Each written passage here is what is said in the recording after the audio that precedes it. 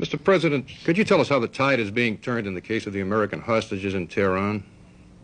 Well, we haven't made adequate progress there. What we've done since the very beginning is to try to protect the lives and safety of those hostages from the original threats that they would be tried and executed, to build up on a worldwide basis support for our position, the condemnation of Iran, and the calling on the Iranian government to protect those hostages and to release them, and to have an adequate commitment in our own nation's military strength and otherwise, other strength, to protect those hostages and to expedite their release. If you remember early, we were fearful about their very lives because those threats to their safety and to their lives were made openly and publicly. We are facing a horrible example of international terrorism, the holding of innocent people as kidnapped victims, supported by and condoned by the government of Iran.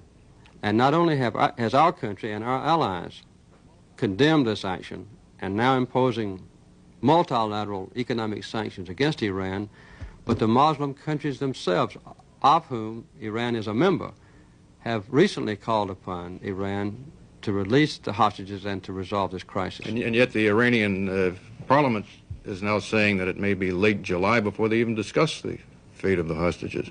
My hope and my prayer is that they will be released very soon, but I cannot predict that. Do you still consider it a crisis, Mr. President? I notice, looking through transcripts, that some months ago, every time you had visitors to the White House, you mentioned the subject and brought it up yourself.